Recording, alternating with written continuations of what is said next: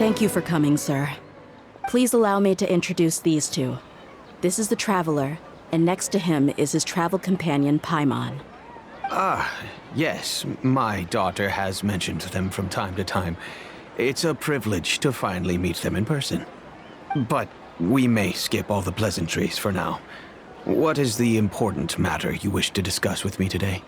Well, we wanted to bring this transaction record to your attention.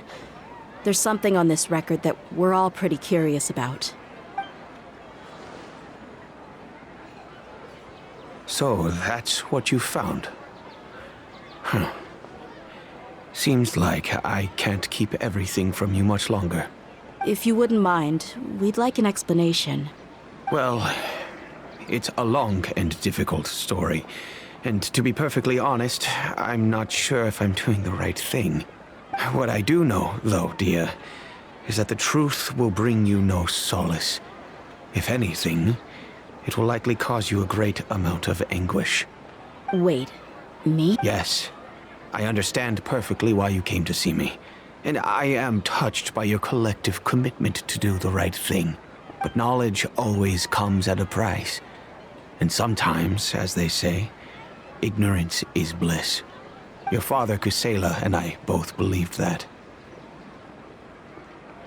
Of course, you have the right to seek and learn the truth, but I must warn you. The facts of this matter may reduce everything you've built for yourself into sand, blowing in the wind.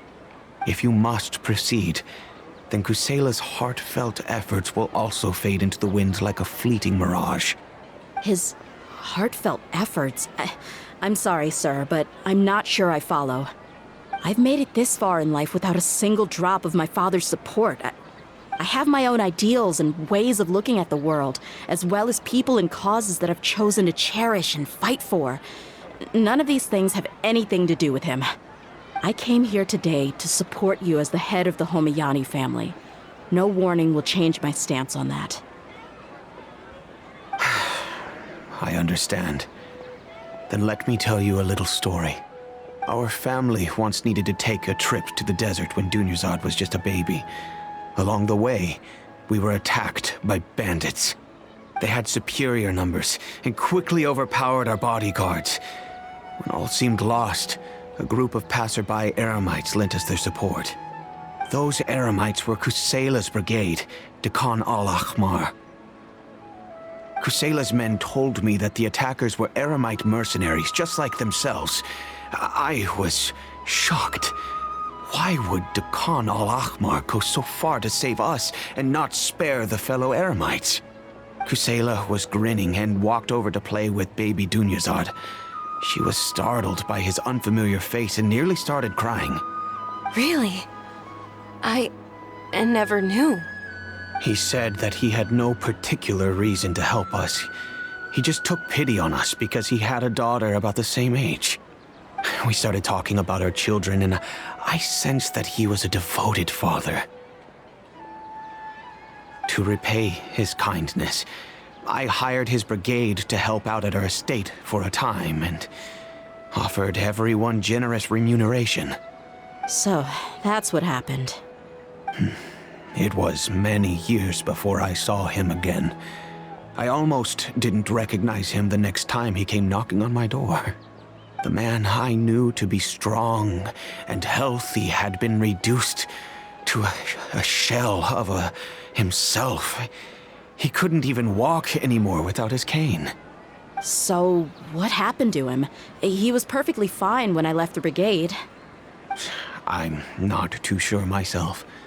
The only thing that didn't change was his cheery disposition. He said there was absolutely nothing to worry about and that he had gotten into a fight. That was all.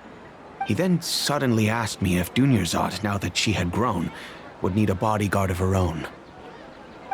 At the time, Dunyarzad was going through a particularly severe bout of her Elazar. There was no need for her to have a bodyguard when she could barely leave the house. But he kept coming back to the topic. Come on, it never hurts to be safe. How do you know a bodyguard won't come in handy one day? I was completely lost at first, until he recommended the Blazing Beasts, and in particular, a mercenary named Dehya. So he was the one who recommended Dehya to you. Indeed. He didn't say it out loud, but it was clear that he saw Deshret's relics as an evil group who would eventually corrupt every member in their ranks. He was already beyond redemption, but he hoped that he would be able to detach his daughter from the vicious world of mercenary life. If Dehya could stay in my house and keep working as a bodyguard, then gradually her affinity for the desert would decrease, and she'd be able to leave her previous life behind. And that's why you offered her such generous compensation? Yes, but not just because of that. From the moment that he asked me for that favor, I also began to see Dehya as my own daughter. And that's also why I tried to persuade you to stay when you asked for permission to leave. I was willing to spend however much it took. Kusela saved my daughter and I all those years ago in the desert. I could never refuse him entrusting his daughter to me. He was always like that, acting like he's oh so smart and self-righteous. Kusela said that he'd reimburse me for a portion of Dehya's fees. I refused to take any mora from him, but he'd always send me funds anyway. Eventually, I just accepted them as a token of his gratitude. And that went on for a while until I received another letter from him a few years ago. The letter contained a request to help him buy food, weapons, medicine, and even explosive materials. Wait! Isn't that around the time that Dekana Al-Akhmar started becoming more aggressive? That's right. When I started to hear some nasty rumors, I became wary. I wanted to meet him face to face to discuss things. But by then, he was no longer receptive to my requests to talk. If I had to guess, it's probably because he doesn't want to put Dehya at risk. That thought occurred to me as well. I figured that he probably came to me for help because he had nobody else to turn to. After some deliberation, I decided to send him some food and medicine. I turned down all his requests for explosives and weaponry. I am aware that even such a reduced gesture of support could lead to others coming to harm, but I could not simply reject his plea for help. In the end, it probably was the wrong decision.